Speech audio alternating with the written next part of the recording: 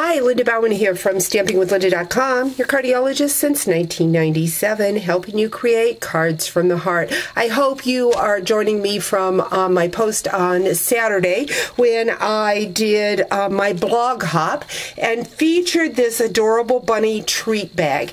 And I told you during my creative folds I would teach you how to do this. So Tuesday, time for creative folds and the lesson on how to make the treat bag.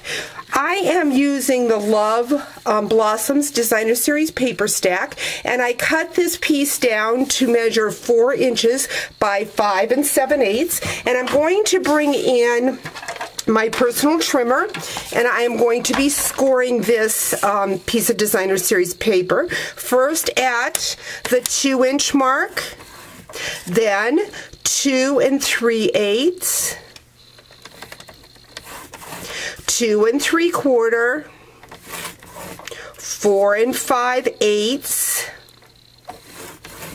5, and 5 3/8. Now I will have all these measurements wrote down on my blog over at stampingwithlinda.com. Then I'm just going to flip this over and I'm going to score across the bottom at the 1/2 inch mark. So I want to have nice crisp score lines so I can see where I'm scoring. I'm just going to work them back and forth like so, and then we need to do some cutting for our bag.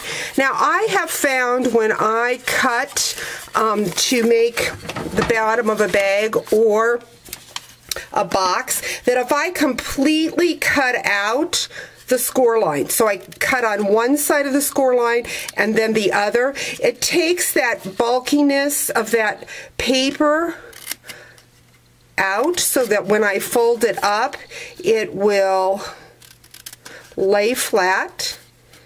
I've got that, and then I simply just need to go in and pull those little slivers out, but as you can see it kind of leaves an open spot so that when I go in to form my bag I won't have that bulkiness.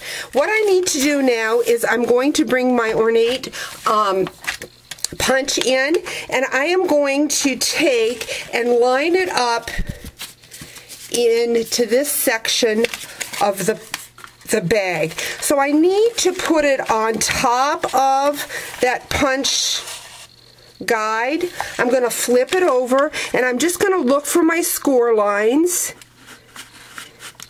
and put that punch in the middle of the 2 score lines, and then I'm going to punch.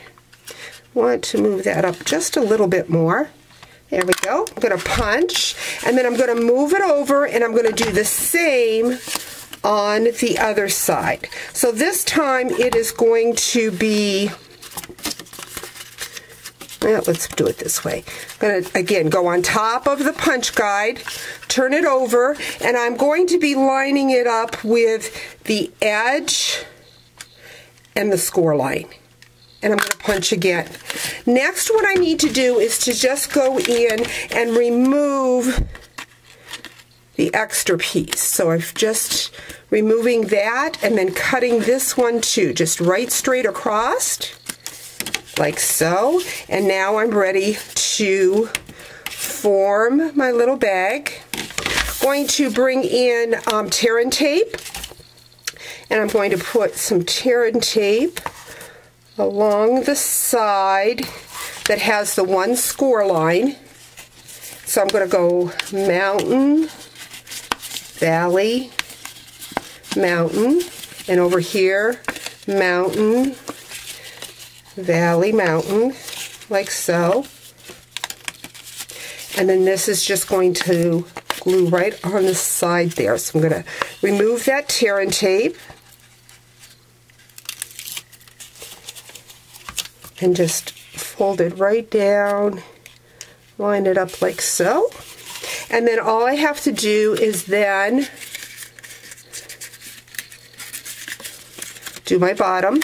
Now I could use tear and tape. I think I'm going to use some glue dots instead. So I'm going to grab my glue dots